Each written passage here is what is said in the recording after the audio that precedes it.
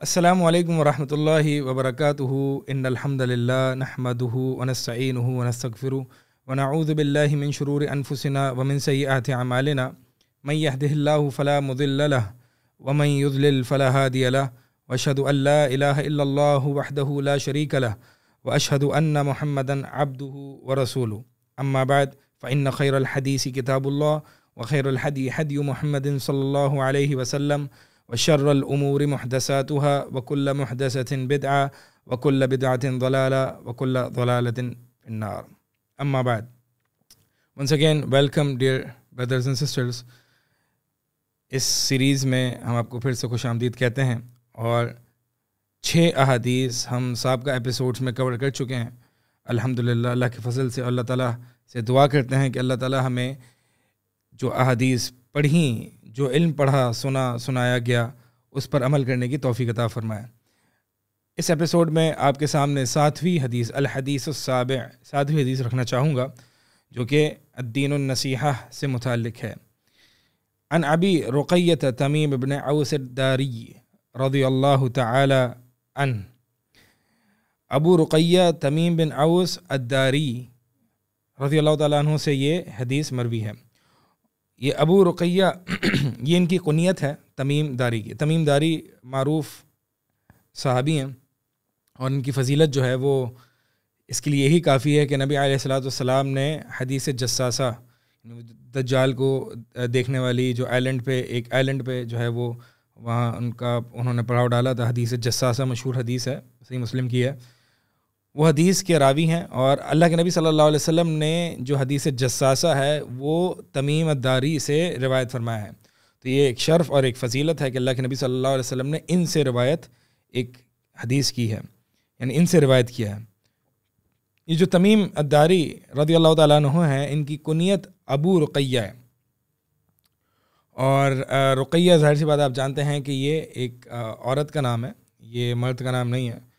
تو اس سے یہ پتہ چلتا ہے کہ عورت کے نام پر کنیت جو ہے وہ رکھنا جائز ہے, اگرچہ مرد کے نام پہ یعنی بیٹے کے نام پر کنیت رکھنا یہ زیادہ افضل ہے, کیونکہ جو جن سے رجال ہے جن سے نساء پر افضل ہے. وللرجال علیہن درجہ, قرآن کی آیت ہے کہ مردوں کے لیے عورتوں پر ایک درجہ ہے اور ان پر ایک فوقیت ہے. البتہ جن سے رجال کا جن سے نساء پر فوقیت اور افضلیت اور برتری سے یہ لازم نہیں آتا کہ ہر مرد ہر عورت سے افضل ہے, بلکہ بہت سی ایسی عورتیں ہیں جو بہت سے ایسے مردوں سے افضل ہیں. بات صرف یہاں پہ جو فوقیت اور جو برتری دی جا رہی ہے وہ جن سے رجال پر ہے. تو اس لیے اہل علم فرماتے ہیں کہ کنیت اگر مرد کے نام پر رکھی جائے, جیسے کہ ابو عبد الرحمن ہے, ابو عمر ہے, اس طرح کے جو مرد کے نام ہیں ان پر کنیت رکھی جائے تو یہ زیادہ اولیٰ ہے. البتہ عورت کے نام پر بھی یعنی بیٹی کے نام پر بھی کنیت رکھی جاتی ہے. اور بیٹیاں جو ہیں وہ جو عورتیں جو ہیں وہ بہت سی عورتیں بہت سے مردوں سے افضل ہوتی ہیں, جیسے کہ ابو حیان جو کہ نحوی ہیں, جو کہ البحر المحیط کے جو مؤلف ہیں, ان کے ابو حیان جو ہے ان کے بیٹے ہیں, تو ان کی کنیت ان کے بیٹے کے نام پر ہے. لیکن ان کی ایک بیٹی تھی جو انہیں بہت محبوب تھی, اور جو ان کے بیٹے تھے ان سے بہت زیادہ ہی ایک مرتبے اور مقام میں اچھی بھی تھیں اور بڑی بھی تھیں اور افضل بھی تھیں. اور ابو حیان رحمہ اللہ کو جو ہے وہ اپنی بیٹی سے بہت زیادہ محبت بھی تھی, اور بیٹی کا ایک مقام یعنی بیٹی افضل تھی تمام بیٹوں سے, بھائیوں سے. اسی لیے جب ان کی چھوٹی عمر میں یعنی بیٹی کی چھوٹی عمر میں جب وفات ہوئی تو ابو حیان نے جو ہے وہ ایک کتاب لکھی ان کے آداب اور محاسن پر اپنی بیٹی کے, اور تمنا کی کہ کاش کہ حیان اور ان کے بھائی بھی جو ہیں وہ اس کی بہن کی طرح ہوتے ہیں. تو یہ ہمیں ایک طرز ملتا ہے, اس میں ایک ہمیں لیسن ملتا ہے کہ بیٹیوں کو اور عورتوں کو کبھی بھی کمتر اور حقیر نہیں جاننا چاہیے. بہت سے ایسی بیٹیاں ہیں, بہت سے ایسی لڑکیاں ہیں جو کہ مردوں سے بہت افضل ہوتی ہیں, اور وہ امت کے لیے اور وہ دین کے لیے وہ کچھ کام کر سکتی ہیں جو کہ مرد نہیں کر سکتے. تو اس میں ہمیں مطلب بہت سے لوگ جو ہیں وہ جو کہ دیندار بھی ہوتے ہیں اور وہ چاہتے ہیں کہ اپنی اولاد سے کچھ دین کے کام لیے جائیں, تو جب ان کی بیٹی ہوتی ہے تو وہ تھوڑا سا ایک افسوس کرتے ہیں یا تھوڑا سا ان کو ایک مایوسی ہوتی ہے کہ یار بیٹی سے کیا دین کے کام لیے جائیں گے, بیٹی کیا دین کے کام کرے گی. تو ہمیں مریم کا بھی جو ہے وہ علیہ السلام ان کا بھی واقعہ یاد رکھنا چاہیے کہ جب جو ہے وہ مریم جو کہ ایک ظاہر سی بات ہے ایک عورت ہیں اور وہ ایک عورتوں میں ایک کمال کے درجے کو پہنچی ہیں جیسے کہ حدیث میں بھی ہے. تو بہرحال بتانے کی کوشش یہ کر رہا ہوں کہ ضروری نہیں ہے کہ بیٹے ہیں تو وہی کچھ امت کے لیے وہی کچھ دین کے کام کریں گے, بلکہ ایسی بہت سی عورتیں ہیں جو کہ مردوں سے بہت افضل ہوتی ہے. بہرحال جنس سے رجال جو ہے وہ جنس سے یعنی رجال کی جنس عورتوں کی جنس سے بہتر ہے. فرماتے ہیں کہ نبی علیہ الصلاۃ والسلام نے فرمایا الدین النصیحہ کہ دین جو ہے وہ نصیحت ہے. الدین یہاں پہ کیا مراد ہے؟ دین سے مراد یہاں پہ کیا ہے؟ دین سے مراد جیسے کہ ہم نے پہلے بھی حدیث جبریل پڑھی, اور حدیث جبریل میں جبریل علیہ السلام نے جو ہے وہ اسلام, ایمان, احسان ان تینوں کے بارے میں پوچھا, اور پھر علامات قیامت کے بارے میں پوچھا, اور پھر نبی علیہ الصلوۃ والسلام نے صحابہ کو بتایا کہ اتاکم جبریل یعلمکم دینکم, کہ جبریل تمہارے پاس آئے تھے تمہیں تمہارا دین سکھانا ہے. تو دین میں یہ ایمان بھی ہے, احسان بھی ہے, اسلام بھی ہے. تو دین صرف جو ہے وہ فقہ کا نام نہیں, جیسے کہ اللہ کے نبی صلی اللہ علیہ وسلم کی حدیث ہے کہ من یرید اللہ بہ خیرا یفقہہ فی الدین, جس شخص کے ساتھ اللہ تعالیٰ خیر کا ارادہ کرتا ہے اللہ تعالیٰ اس کے ساتھ اللہ تعالیٰ اس کو دین کی فقہ عطا فرماتے ہیں. تو دین کی فقہ سے مراد سے فقہی معاملات کا یا فقیہ ہونا یہ نہیں ہے, بلکہ دین ایک پورا ایک کمپریہنسو ٹرم ہے جس میں ایمان یعنی احسان اور اسلام یہ ساری چیزیں آ جاتی ہیں. تو اگر کوئی شخص مفسر ہے یا کوئی شخص جو ہے وہ محدث ہے تو اس کا مطلب یہ نہیں ہے کہ وہ اللہ تعالیٰ نے اس کے ساتھ دین میں اللہ تعالیٰ نے اس کے ساتھ خیر کا ارادہ نہیں کیا, بلکہ یفقہ فی الدین یعنی دین کی سمجھ عطا فرمانا, دین کی فقہ عطا فرمانا, یہ عقیدے میں بھی ہے, تفسیر میں بھی ہے, حدیث میں بھی ہے, صرف فقہی معاملات میں محصور یا بند نہیں ہے. تو دین یہ پورا ایک کمپریہنسو ٹرم ہے جس میں یہ تینوں اشیاء آتی ہیں. اور جیسے کہ ہم بھی عام معاشرے میں بہت عموماً غلط فہمی کا شکار ہوتے ہیں کہ ہم کہتے ہیں کہ فلاں شخص جو ہے وہ دیندار ہے, فلاں شخص جو ہے وہ پریکٹسنگ ہے, اور ہم جو اس کا دین مراد لیتے ہیں وہ صرف ایک حلیے سے لیتے ہیں اور ظاہری اعضاء سے لیتے ہیں کہ بھائی ٹھیک ہے نماز پڑھتا ہے, داڑھی رکھی ہوئی ہے اور اس کا گیٹ اپ جو ہے وہ مسلمانوں والا ہے تو دیندار ہے. ٹھیک ہے, ہم اس کو ظاہری اپیرنس یا ظاہری وضاحت کے اعتبار سے تو ہم اس کو دیندار کہہ رہے ہیں, لیکن اصل دینداری جو ہے وہ دل میں بھی ہے, ایمان کے معاملات ہیں, اور تزکیہ اس کا کتنا ہوا ہے, دل اس کا کتنا پاک ہے, دل کے امراض سے کتنا وہ پاک ہے, یہ ساری باتیں دیکھی جاتی ہیں. یہ پورا دین میں اس لیے بتا رہا ہوں کیونکہ کہ عموماً جو ہے وہ لوگ جب ایک دوسرے کو دین کی بنیاد پر جج کرتے ہیں یا دیکھتے ہیں, عموماً ہوتا یہ کہ بیٹی کے لیے رشتوں میں یا بیٹے کے لیے جب رشتے وغیرہ دیکھنے جاتے ہیں تو ہم جو ہے وہ عموماً جو دینداروں کی ترجیح ہوتی ہے وہ یہی ہوتی ہے کہ جیسے کہ نبی صلی اللہ علیہ وسلم نے بھی فرمایا کہ فاظفر بذات الدین, کہ جب مطلب عورت جو ہے عورت سے نکاح مختلف وجوہات کی بنیاد پر کیا جاتا ہے, مال کے لیے, شرف کے لیے, نسب وسب کے لیے, لیکن جو ہے وہ تم نے کیا کرنا ہے, تم نے دین کو پہلے پریفرنس دینی ہے, دین کو چوز کرنا ہے. تو جب بھی رشتے وغیرہ یا کاروباری معاملات میں یا دیگر معاملات میں یا دوستی کے معاملات میں جب بھی کسی شخص کے دین کو دیکھا جائے تو صرف اپیرنس کو نہ دیکھا جائے, بلکہ دین میں نے بتایا کہ اسلام جو کہ ظاہری اپیرنس ہے, ایمان جو کہ باطنی اپیرنس ہے یعنی جو باطنی ہے, اور احسان کہ اس کا کوالٹی آف عمل کیسا ہے. جیسے کہ سلف صالحین رحمہ اللہ فرمایا کرتے تھے کہ جب ہم کسی سے دین سیکھنے جاتے, لینے جاتے, تو ہم اس کی ہیئت, اپیرنس, خشیت الہی, عبادات کو دیکھا کرتے تھے, اور پھر جب ہمیں خشیت الہی نظر آتی تو پھر ہم ان سے دین کا علم حاصل کرتے تھے. لیکن آج ایک پرابلم ہے, ایک ایشو ہے کہ لوگ کسی سے بھی دین لے لیتے ہیں اور بس یہ دیکھتے ہیں کہ ظاہری وضاحت, بلکہ تو یہ بھی نہیں دیکھتے آج تو لوگ یہ بھی نہیں دیکھتے معذرت کے ساتھ کہ لوگوں کی ظاہری وضاحت دینی ہے یا نہیں, آیا کہ اس کی داڑھی بھی ہے کہ نہیں, آیا کہ وہ اس بال ٹخنوں سے نیچے تو نہیں کپڑے لٹکا رہا, یا اس کا بالکل ٹائٹ کپڑے اور ایک سیلیبریٹی ٹائپ کلچر پروموٹ تو نہیں کر رہا, یا برانڈڈ اس کا تو نہیں کر رہا. لوگ جو ہے بس یہ دیکھتے ہیں کہ دین کوئی اللہ اور اس کے رسول کی طرف کچھ نہ کچھ بات کر رہا ہے تو بس اس کو اسکالر سمجھ لیتے ہیں, اس کو دیندار سمجھ لیتے ہیں, اور جو ہے وہ دیگر معاملات اسی بنیاد پر کرتے ہیں. حالانکہ ہمیں یہ ساری چیزیں دیکھنی چاہیے. سوال پیدا یہ ہوتا ہے کہ یہ کیسے پتہ چلے گا کہ فلاں شخص، آپ نے بتا دیا کہ ظاہری یعنی اسلام کو بھی دیکھنا چاہیے جو کہ ظاہری ایکشنز ہیں، اور باطن کو بھی دیکھنا چاہیے.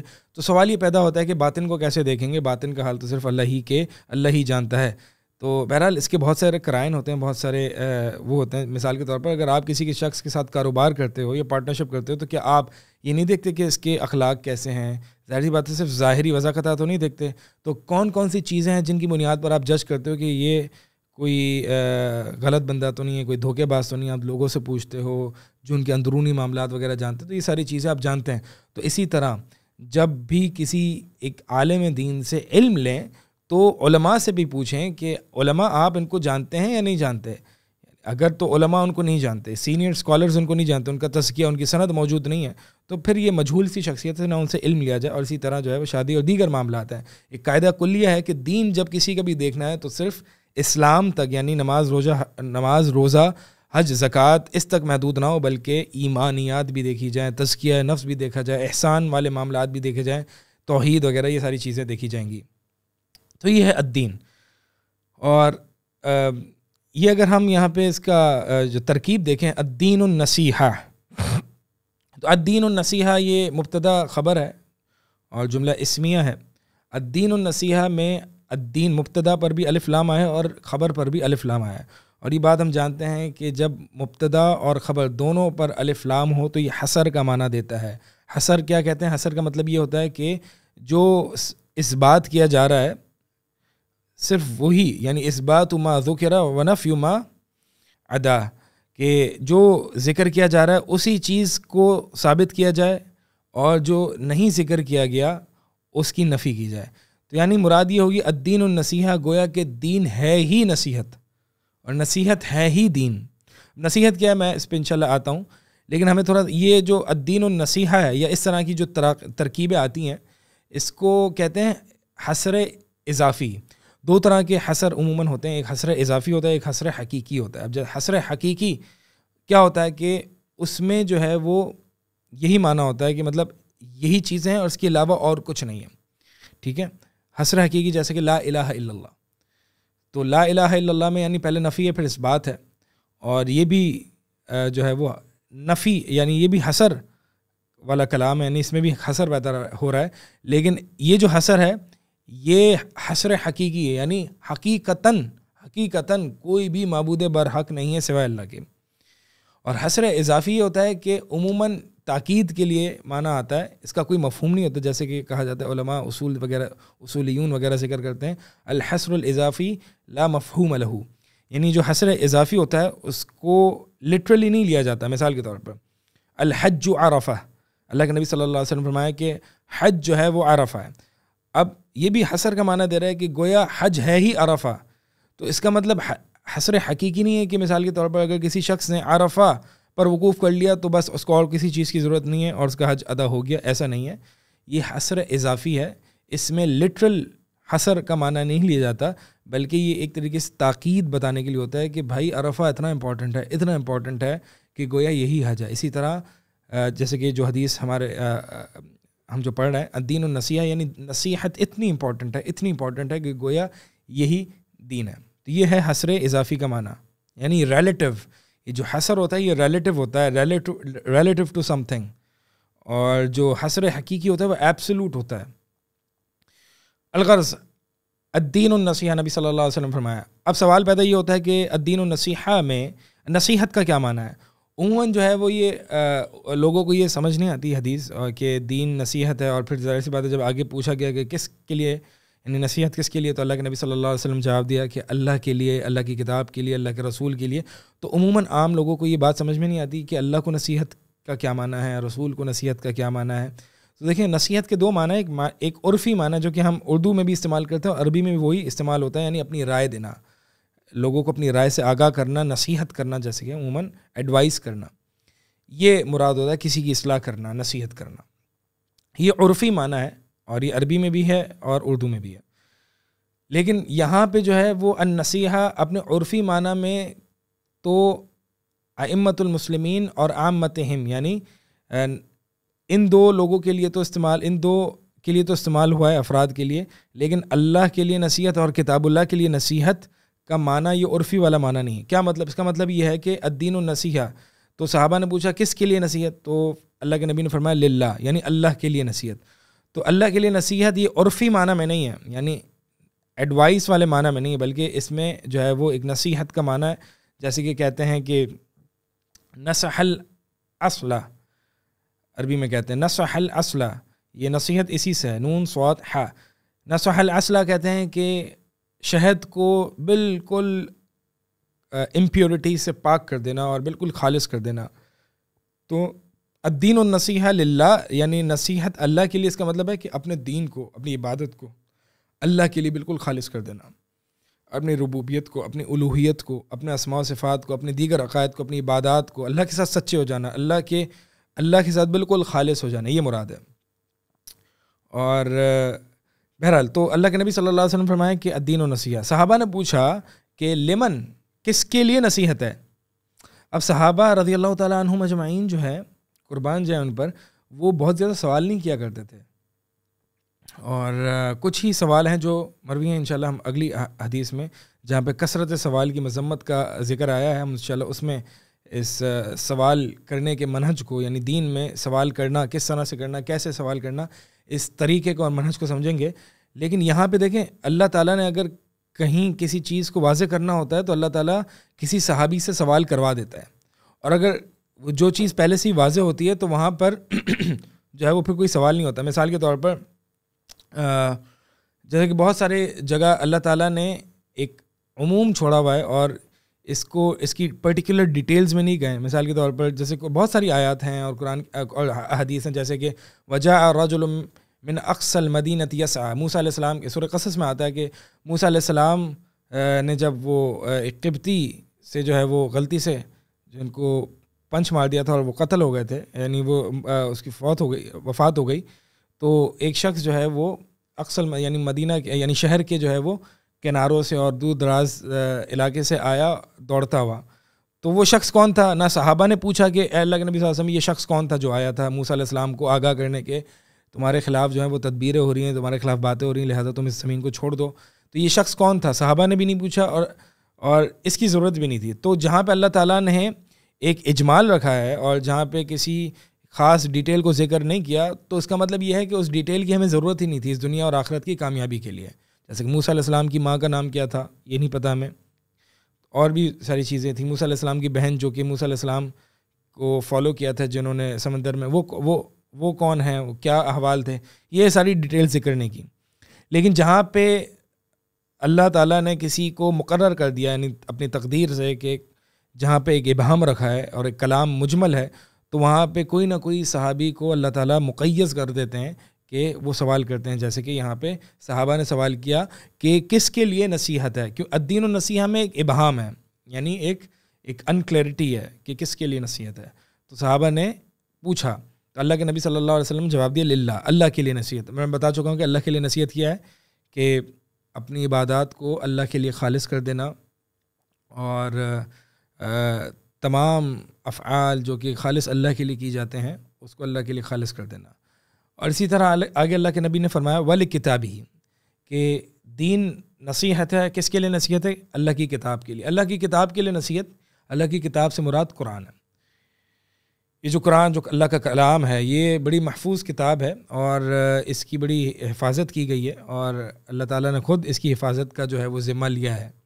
تو یہ عقیدہ رکھنا کہ یہ محفوظ کتاب ہے، اور یہ عقیدہ رکھنا کہ اس میں جو کچھ ہے وہ کلام اللہ ہے، یہ عقیدہ رکھنا کہ اس میں کوئی رد و بدل نہیں ہوا، کوئی تبدیلی نہیں ہوئی، جیسے کہ یعنی یہ کتاب اللہ جو ہے اس میں کوئی کسی بھی قسم کی تبدیلی نہیں ہوئی، اور یہ ایک معجزہ ہے.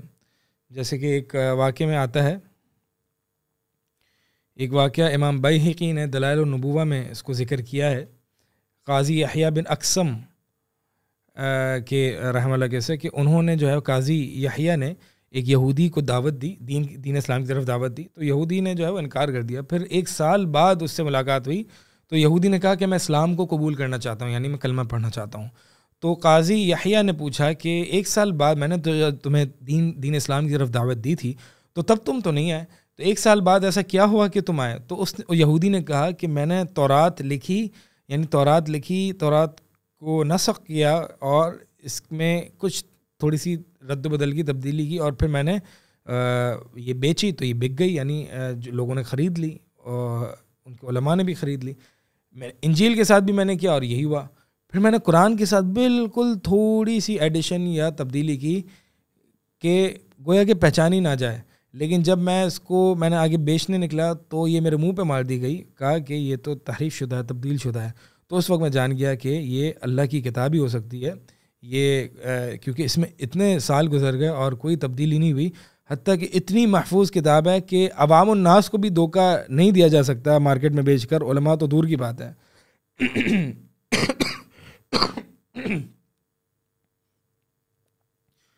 تو یہ کتاب اللہ کے بارے میں نصیحت، یعنی کتاب اللہ کے لیے نصیحت، اس کا مطلب یہی ہے کہ یہ عقیدہ رکھنا کہ یہ کتاب اللہ ہے، محفوظ کتاب ہے، کوئی رد و بدل نہیں ہوا اور یہ اللہ کے نبی صلی اللہ علیہ وسلم پر نازل کی گئی ہے جبریل علیہ السلام کے واسطے سے. اور یہ جو ہے وہ یعنی اس پر عمل کرنا، اس پر غور و فکر کرنا، تدبر کرنا اور اس کے مطابق عمل کرنا، اپنی زندگی کو ڈھالنا، یہ ساری چیزیں جو ہے وہ کتاب اللہ کے لیے نصیحت ہیں. یعنی اپنے اعمال کو کتاب اللہ کے لیے خالص کر دینا، یعنی اپنے اعمال کو خالص کتاب اللہ جیسا بنا دینا. اس میں اور کسی ہدایت کی اور کسی یعنی ہمارے اپنی زندگی میں، ہماری اپنی لائف میں، ہمارے اپنے قوانین میں، ہمارے اپنے ملک کے قوانین میں، سوشل لائف میں، اکنامک لائف میں، فائنینشیل لائف میں، پولیٹیکل لائف میں کتاب اللہ کے علاوہ کوئی بھی امپیورٹی نہ ہو، بالکل پاک صاف ہو. یعنی ہمارے جو قوانین ہیں بالکل پاک صاف ہوں اور کوئی بھی امپیورٹی نہ ہو. پھر آگے فرمایا کہ نصیحت رسول کے لیے، اللہ کے رسول کے لیے. کیا مطلب ہے اللہ کے رسول کے لیے؟ اب یہاں پہ دونوں معنی ہیں. یہاں پہ ایک نصیحت اپنے عرفی معنی میں بھی ہے اور نصیحت اپنے جو معنی ذکر کیا جا رہا ہے، یعنی اپنے آپ کو پاک کرنا یا کسی چیز کو امپیورٹی سے، گندگی سے پاک کرنا، اس معنی میں بھی ہے. تو عرفی معنی میں اگر لیں تو ظاہر سی بات ہے رسول ہماری طرح کے ایک بشر تھے اور وہ جنگوں میں، جہاد میں صحابہ اکرام رضی اللہ تعالیٰ عنہم اجمعین سے مشاورت کیا کرتے تھے، مشورے لیا کرتے تھے. تو صحابہ جو آپ صلی اللہ علیہ وسلم کو مشورے دیتے تھے وہ ایک گویا کہ نصیحت ایک عرفی معنی میں ہے. ٹھیک ہے، تو یہ ایک عرفی معنی میں نبی علیہ الصلوۃ والسلام کو نصیحت جو کہ صحابہ نے کی. اس کا مطلب یہ نہیں ہے کہ نصیحت کرنے والا کوئی افضل اور جس کو نصیحت کی جا رہی ہے وہ کوئی مفضول ہو جاتا ہے، بلکہ اللہ تعالیٰ نے اپنے نبی سے فرمایا وشاورہم فی الامر، کہ صحابہ سے جو ہے وہ اپنے معاملات میں مشاورت کیا کرو. تو مشاورت سے کوئی افضل اور مفضول نہیں ہو جاتا، بلکہ یہ تو بات طے ہے کہ اللہ کے نبی صلی اللہ علیہ وسلم افضل ہی ہیں، ان کا علم جو ہے وہ اپنے ہر حال میں کامل ہی ہے. لیکن جو ہے چونکہ ہماری طرح ایک بشر ہیں، جیسے کہ ایک موقع پر آپ صلی اللہ علیہ وسلم نے جو ہے وہ نماز میں ایک بھول ہو گئی تھی آپ صلی اللہ علیہ وسلم سے بشری تقاضے کے مطابق. تو جو ذوالیدین صحابی جن کو کہا جاتا ہے، انہوں نے اللہ کے نبی صلی اللہ علیہ وسلم کو یہ آگاہ کیا کہ کیا نماز کم ہوئی ہے یا زیادہ ہو گئی ہے، کیونکہ آپ نے نماز جو ہے وہ کم پڑھی ہے، یعنی آپ نے جو ہے وہ کم پڑھی ہے جتنی ہوتی ہے. تو اللہ کے نبی صلی اللہ علیہ وسلم کو نصیحت، یعنی یہ ایک نصیحت کے باب سے ہی ہے. اور پھر جو یہ تو عرفی معنی میں رسول کو نصیحت ہے، اور غیر عرفی معنی یعنی جو ہمارے عرف میں عام معنی ہے نصیحت کا، یعنی ایڈوائس کے معنی میں. اور جو خالص کر دینے کے معنی میں وہ یہی ہے کہ رسول کی اتباع ہونی چاہیے، رسول کے بارے میں جو عقیدہ ہونا چاہیے کہ یہ ہے کہ اللہ کے رسول ہیں، برحق ہیں، اور یہ اپنی طرف سے کوئی بھی بات نہیں کرتے، بلکہ جو بھی بات کرتے ہیں وہ صرف اللہ کی وحی کے مطابق ہی بات کرتے ہیں. اور اسی طرح نبی علیہ الصلوۃ والسلام کی احادیث کو ہر چیز پر مقدم رکھنا، اپنی آراء، اپنی عقل، اپنی قوم قبیلے کے رسم و رواج سب پر مقدم رکھنا، رسول اللہ صلی اللہ علیہ وسلم کی توقیر کرنا، ان سے محبت کرنا، یہ سب جو ہے وہ رسول کے لیے نصیحت ہیں ایک غیر عرفی معنی میں. آگے فرمایا کہ ولائمت المسلمین، اور یہ دین نصیحت، یعنی دین نصیحت کا نام ہے، اور نصیحت کس کو؟ مسلمان کے حکمران ائمہ کو. اب ائمہ جو ہیں وہ دو طرح کے ہوتے ہیں. ایک حکمران طبقہ ہے جو کہ امراء ہے اور جو کہ ولاۃ الامور ہیں، جو کہ اتھارٹی میں ہیں، اور دوسرا جو ائمۃ المسلمین کا طبقہ ہے وہ علماء ہے. تو ان دونوں کو جو ہے وہ قرآن حدیث میں عموماً ائمہ کہا جاتا ہے یا اولو الامر کہا جاتا ہے. اولو الامر یعنی سیاست کے معاملات جس کے ہاتھ میں ہوں، اتھارٹی ہو، حکمران ہو، اور دین کے معاملات جس کے ہاتھ میں ہوں، یعنی دین لوگ ان سے سنتے ہوں، دین کی رہنمائی ان سے لوگ حاصل کرتے ہوں. تو حکمرانوں کو نصیحت کس طرح سے کی جائے؟ اب یہاں پہ جو ہے وہ ائمۃ المسلمین اور عام لوگوں کو، ان دو میں جو نصیحت ہے وہ اپنے عرفی معنی میں ہی ہے.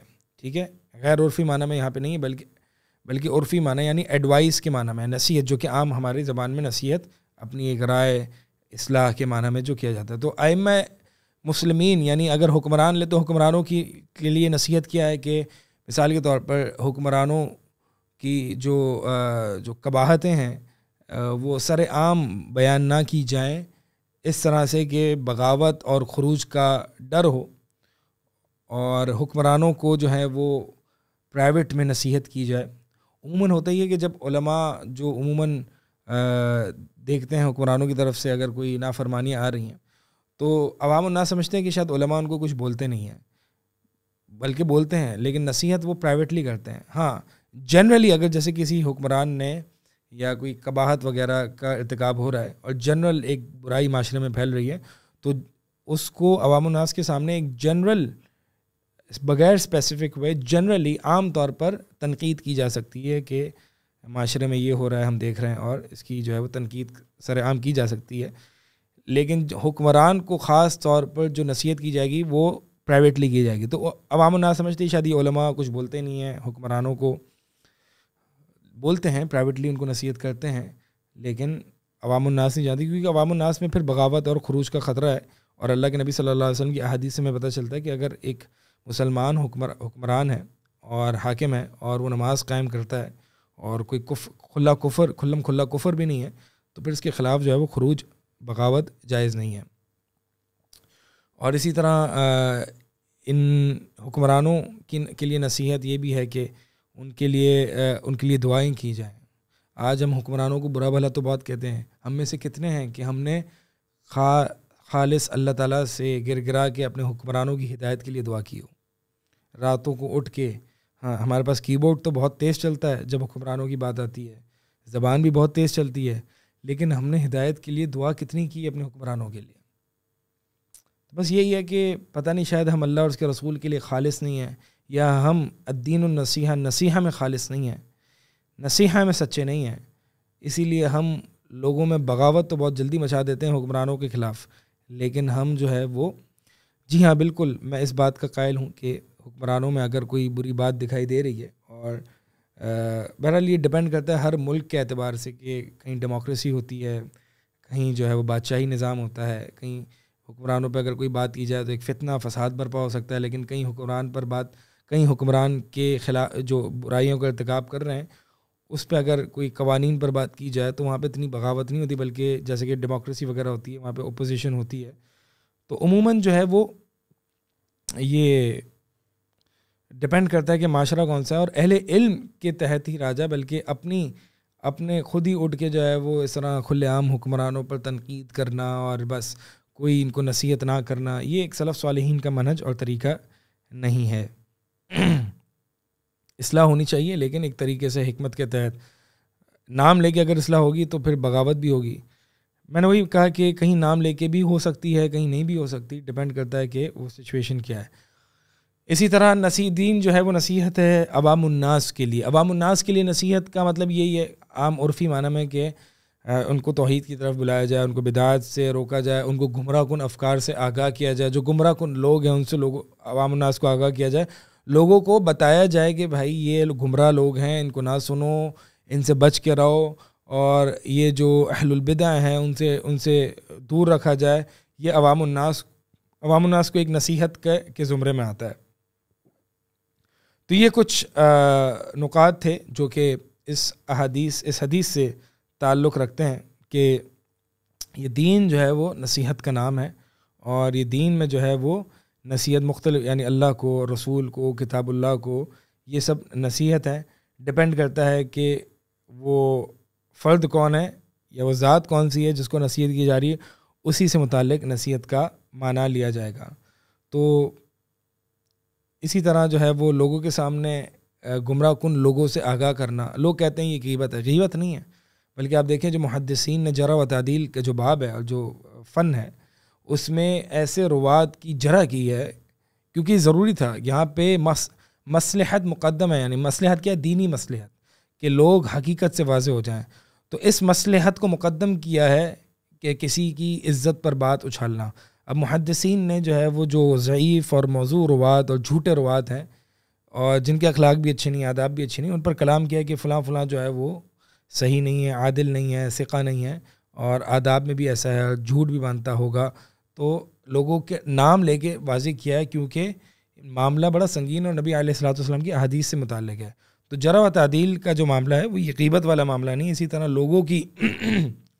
لوگوں کی گمراہیوں سے آگاہ کرنا یہ بھی کوئی ہیٹ سپیچ نہیں ہے، بلکہ یہ ایک دین النصیحہ کے باب سے ہے، اور نصیحت میں کبھی نام لینا پڑتا ہے، کبھی نہیں لینا پڑتا، ڈیپینڈ کرتا ہے کہ سچویشن کیا ہے۔